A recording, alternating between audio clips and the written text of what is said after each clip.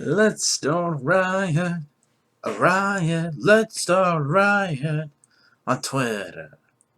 Anyways, hello ladies and gentlemen, I am One Man, and tonight I am bringing you yet another live presentation of a discussion video. And honestly, if this trend, if this new live format is more popular, I will continue to do so because this is a much easier rate of production for me. So let's get down to business here. Let's get down to business. This topic of the video is discussing why, a Hyperdimension Neptunia versus Fairy Fencer F Advent Dark Force. Which one is better?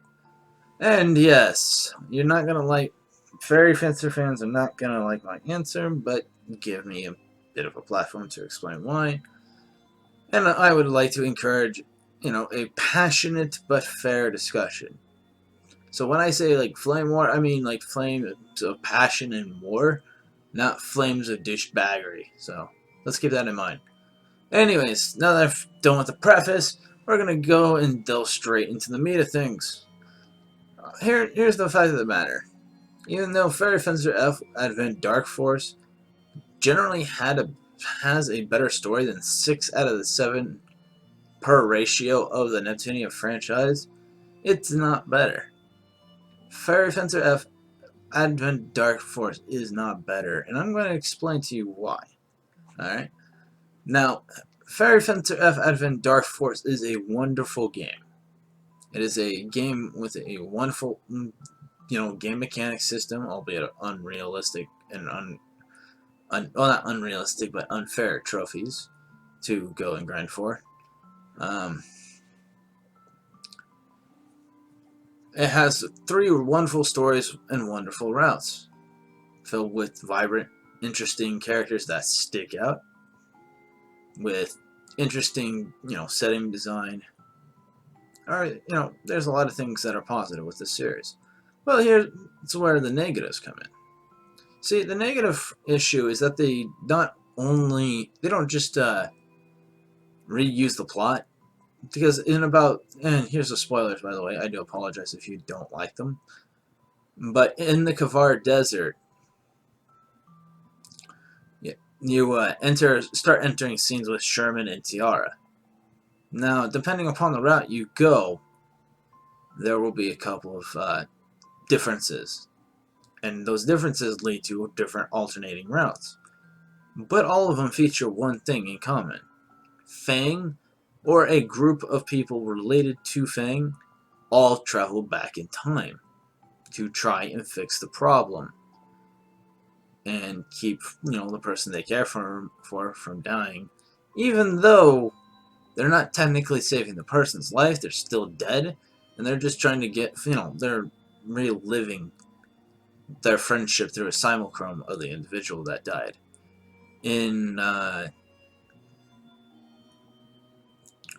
Like the Vital God route, Fang dies, MT will go back in time for him. Goddess route, Tiara dies.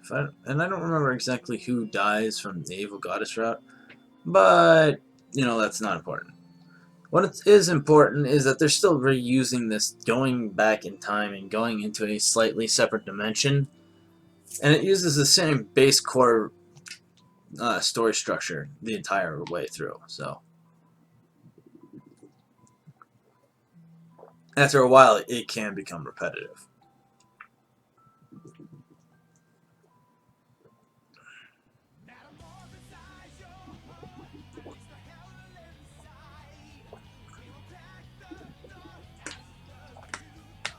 Next thing to keep in mind, ladies and gentlemen, with Fairy Fencer is that Fairy Fencer is a very niche game. And now that may not be saying much considering the content that I generally have been, working on as of late.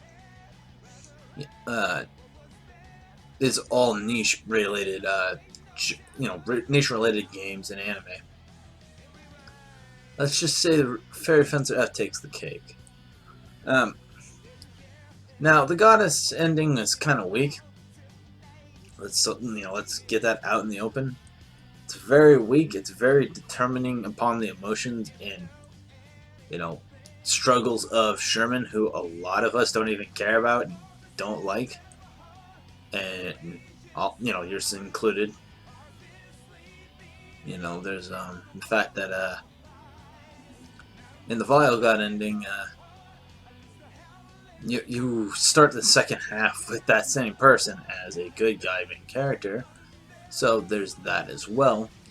There's a lot of things unappealing, and as well as a lot of jarring, different writing instances where it just becomes insipid. Right. And honestly, the way the Vile God ending was just probably the most flat ending of all. Now, but before I go on to the Evil Goddess ending, I must say this. Fairy Fencer F has always had a wonderful, amazing soundtrack, and has always produced results and entertainment. And Fate of Faith, the Vile God ending's end theme, fucking amazing. It sounds like a song tailored just for me, for the person who's trying to be the savior of anime. So, it's not like Fairy Fencer doesn't have merit. It has a crap ton of positive value. However, now we're going to, alright, I'll basically touch up on Evil Goddess Route real quick and why Fairy Fencer is a niche title. You see, here's the thing. I'm pretty sure that if you just sub in Evil Goddess for Satan and Lucifer, I'm pretty sure you're just reading the Book of Lucifer. Like, I'm pretty fucking sure you're just looking at I don't remember his name, but the person in the Book of Lucifer who's going against Lucifer. And basically, it feels and sounds like, the Evil Goddess route is just a humongous fucking allegory to Satan in the Book of Lucifer. And anybody who knows any sort of religious subtext and religious references, especially in the areas of Satanism, you'll find that and especially if you are a religious person who does not condone Satanism, you're kind of going to be scratching your head and thinking, man, why would I play a game that proposes ideas directly antithetical to my own beliefs? Most of you don't even really play games that defy your beliefs, really. You generally drop it if you don't find it entertaining or don't respect its, end game. So keep in mind that the Evil Goddess route is so peculiar and so bizarre. And if you don't believe me, I have two things to point evidence to that. And keep in mind that while I liked this Evil Goddess route, because it's my favorite route, it's one of the most nasty. I like how all the allegories are nasty and gritty. I like how people, they treated Galdo. Not because Galdo was a bad guy or anything and that I wanted him to be hard, but I love the grit, the raw impact, and the nastiness. Like, there's a lot of nasty undertones with the Evil Goddess route, and that's what makes it fascinating for me. But keep one thing in mind, I am part of the niche who likes this game series and likes the just obscure references that it has. So, two things that prove my point is that A, drinking wine. Now, this could be interpreted either as the blood of Christ or the blood of Satan. And here's the thing, this is only further proven by the fact that this wine, while extremely addictive, gives you an assload of a massive power boost. And the fact of the matter is that this is exactly how Satanism works. You drink the blood of Lucifer, you feel Lucifer coursing through your veins, and you feel uber powerful. You feel stronger than ever. So there's that as well. The other bit of verification in that is the Japanese names for the different routes.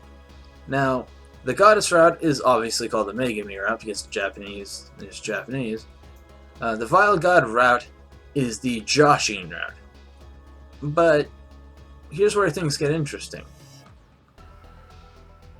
The evil goddess route is called the Akuma route.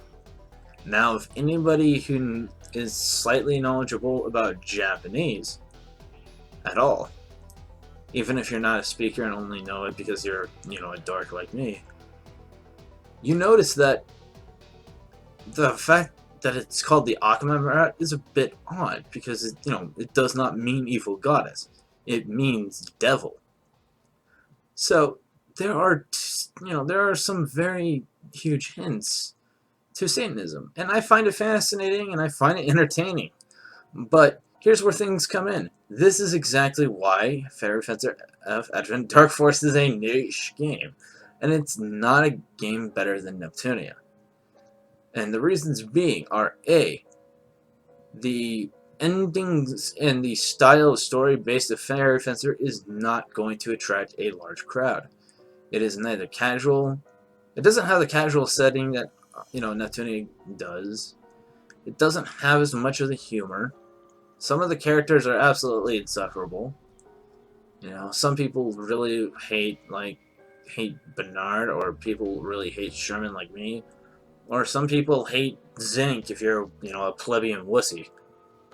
There's a lot of characters you can hate that whether they're justified or not isn't really valid, and they just in general really, there's a lot of flaws that make Fairy Fencer a niche game, whereas I can somewhat see the appeal for a more mainstream audience to enter Hyperdimension Neptunia.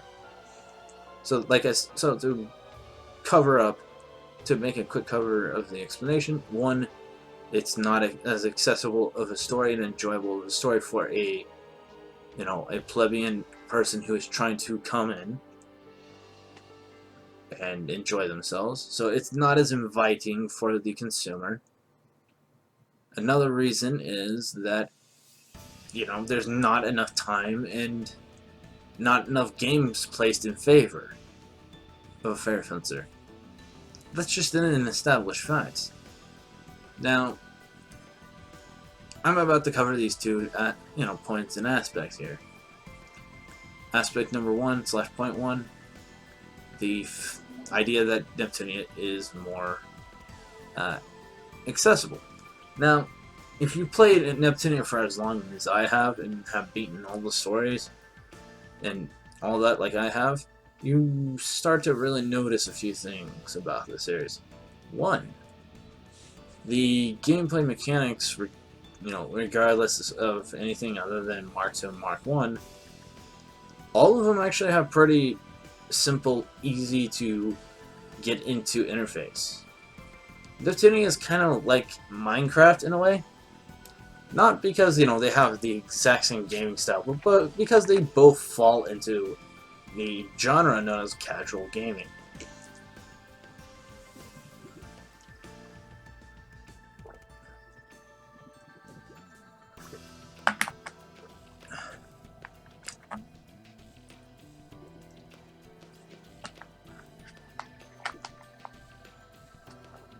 Whereas Fairy Fencer's mechanics, take a little bit more time and energy. Takes a little more precision, because not only do you have to go and, specifically direct which characters you have to go on, which is, shared between the two, but the wheel of the entire thing. That little wheel on Fairy Fencer, where you have to select skills and then fairize and items? That is a kind of counterintuitive feature that kind of, consumes extra time. and can be a hassle for those who are not inclined to know and play this, play the Fairy Fencer series. So, in comparison to Neptunia, which is pretty much just a one-button feature and doesn't require a wheel and doesn't waste seconds per game time, it is actually easier to acclimate into. Generally, Neptunia has one of the best fucking series of best mechanics out of the Compile Heart Idea Factory companies. Not because of the difficulty, but because of the matter of convenience and how easy it is to get sucked into the franchise. Which leads to, point number 2. It has a more accessible story. Now, there's a lot of people who will contest this. A lot of people who will contest this say this on basis that it is too perverted and ecchi. Now, while that can be a problem for some people, there's a lot of those kinds of people who are willing to put aside their personal bias. And they're more willing to do that for a comedy series or a parody series than they are for a serious series like Fairy Fencer. Fairy Fencer is not a parody and is not humorous. Well, it's humorous and it's funny, but it's not centrally focused on humor. It's focused more on, a serious, darker story. I mean, it has humor here and there, but depending upon who you are, you might not find Fang's antics, entertaining. Albeit I absolutely do. You might not find Zinc an energizing character to look at. You will probably find anything Galda says or does completely fucking cringeworthy. And I'm pretty sure we all die a little inside every time we re-look at the scene, "Don't cross the streams." Like, come on, man. But with Neptunia, really the only problem is the ecchi, and a lot of people can even forgive the ecchi. It's the ecchi of lollies that they have a problem with. Because they have this misconception that it's, attraction to kids when, they're not real people, they're concepts. And that most people who are attracted to something are attracted by the concept, not attracted to actual anything in real life. If anything, and it has been shown to me that anime leaves you even less attracted to people in real life. That's a different story for a different time, though. But with Neptunia, it's actually a very easy and series to delve yourself into. It doesn't, it also doesn't help that Neptunia kind of cheats with the fact that it's got its own anime. And Fairy Fencer doesn't. And here's where, and before I get into the last reason for why Neptunia is actually superior to Fairy Fencer, I must, start concluding what I was saying before. Neptunia's story, in general, is a parody, and people generally love parodies and humor far more than they do serious stories. If you can nail a good comedy and get the general concept down, you are pretty much set. Look at the modern day giants of comedy anime, Konosuba, Gintama, all these different shows and series that nail the humor aspect. Because when some people want to watch an anime or play an anime game, it's because they want to feel happy or content with their lives. And while I, personally, find myself content and happy and absolutely a kid in a candy store with Fairy Fencer F, Advent Dark Force, I'm also in a very small minority. But, I love both Fairy Fencer F and Neptunia. They're both franchises near and dear to my heart. I wish there were more Fairy Fencer F games. And I wish there was an actual crossover for Fairy Fencer F and Neptunia. And I also wish we would get an English port for Chaos Shunpro. That aside, let me continue. And we'll get into the last reason why Neptunia is superior. And that's time. This is a factor that You know, unless they all of a sudden stop making Neptunia games, which is highly unlikely considering Tamsoft. Whew. Anyways, you know, unless Neptunia stops being produced altogether, it's going to always have more time and development than Fairy Fencer. We have over 10 different games, if not more, dedicated to Neptunia. Surely maybe a bunch of reboots and, you know, spin-offs. But quite frankly, they have more time to improve. They have more time to innovate and create new scenarios. They have new ways of, you know, bringing lore and serious stuff into the series while still keeping its humor. Neptunia is a far more refined franchise.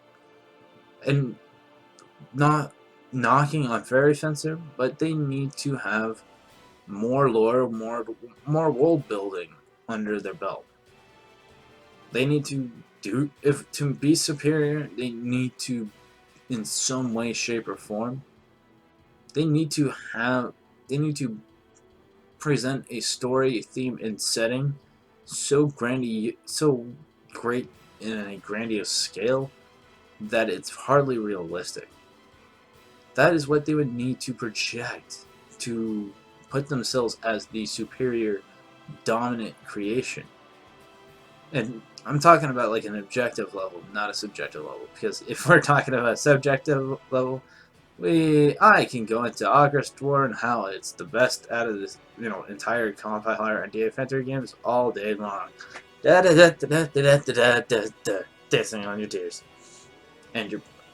Anyways, like I said before, Neptunia has had a fuck ton of time to develop its lore, find new ways to create its own relevancy, and create its own fandom. There's just, you know, no time, there's no way and no means for a continuous series that has aged rather well like a fine wine to be considered inferior to Fairy Fencer solely on basis of, you know, story. And now that I think about it, let's delve into the story for Fairy Fencer a bit. See what you know. Here's the thing: you can't really compare, you know, apples and oranges and say an orange is the best apple. You know, it doesn't work like that. You know, Fairy Fencer doesn't have a better story than Neptunia because they're two entirely different subject matters. Fairy Fencer alone, it has a minimalistic setting. You know, you have the city of Zelwind, and then you pretty much just have a bunch of caves and different environments to go to. There's no other cities. There's no background information of why there's only one city in the world. You know, there's no context. There's a lot of missing world building elements in Fairy Fencer that need to be touched up on. But with Neptunia, thanks to, you know, having time and having a way to, you know, constantly spend on the canon dialogue and world building, Neptunia just outclasses them. Like, Fairy Fencer has a lot of questions that need to be answered. You know, what about those Illuminati fucks at the end of, you know, an Advent Dark Force Evil Goddess route? You know, the current hook for Fairy Fencer is in fact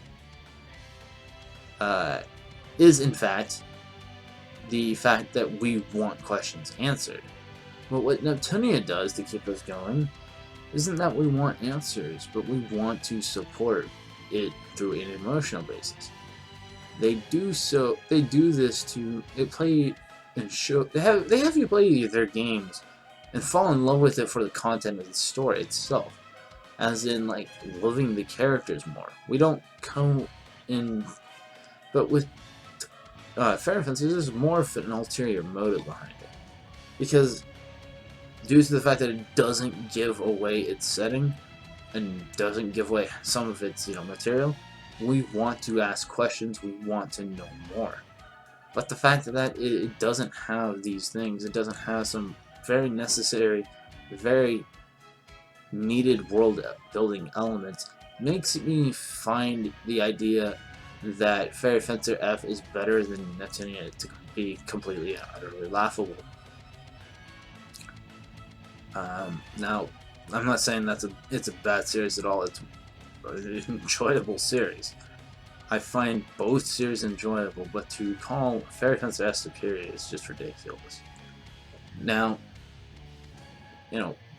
keep in mind that, like, I am very well aware that unless, a new release of a game, not counting, Victory 2 Realize or Rebirth 1 Plus, that this game that's supposed to surpass, expectations 1,000%, whatever that is, it really needs to rock the socks off and needs to be better than Mega Dimension, because otherwise it will prove that Neptunia is on a downward spiral.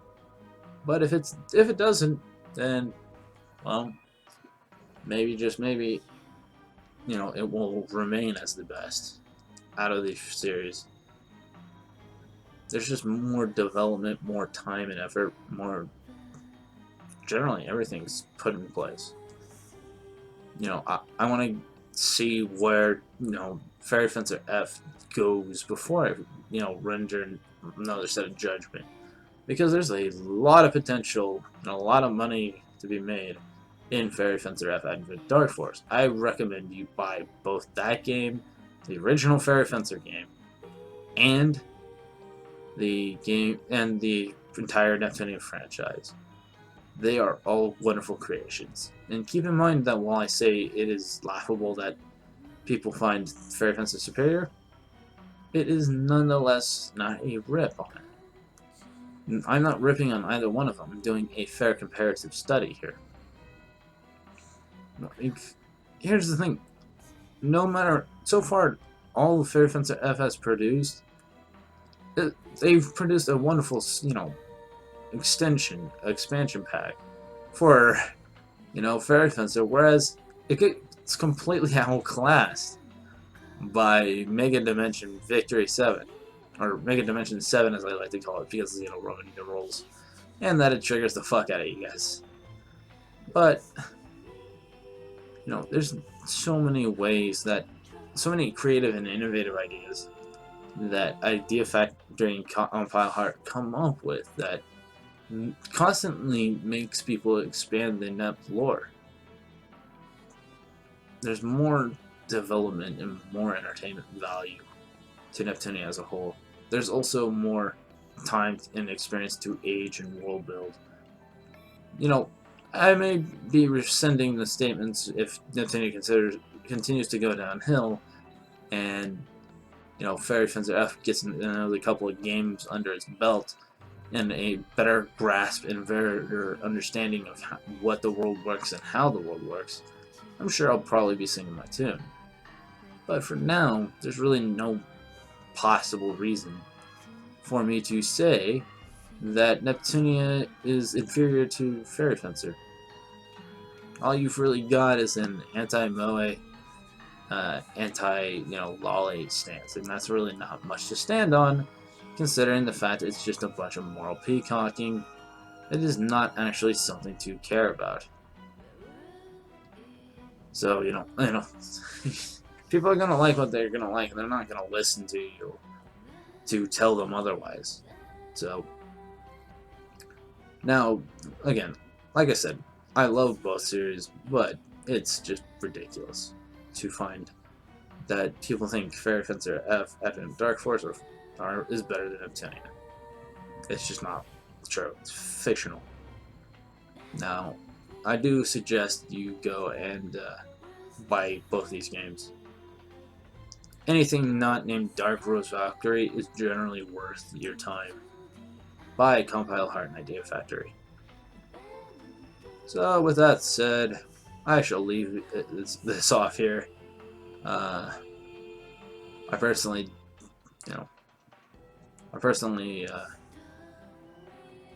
didn't think it would take about over half an hour just to make this video.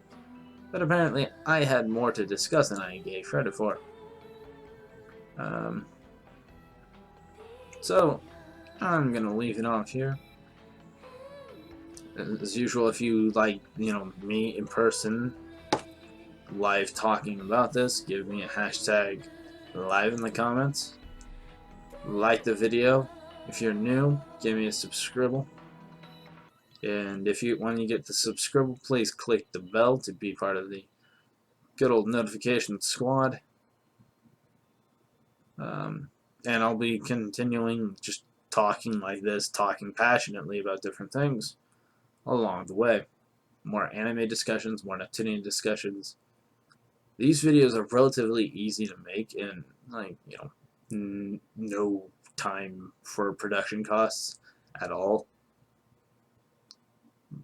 And honestly, I think that right now the idea behind what I'm doing right now is the fact that I want to put more of a quantity upon the videos that I put out. I want to be able to crank out more discussion videos. I want to build that little playlist of mine and build it into a legitimate thing. Everything I want to make my channel better, more productive. So I like doing that. So like I said before, like the bell, subscribe if you're new, click the bell to be notified of more one-man content. I'm going to leave this off here. Ladies and gentlemen, I am one man, man of many names. Have a nice day. Never stop loving anime. I will see you next time.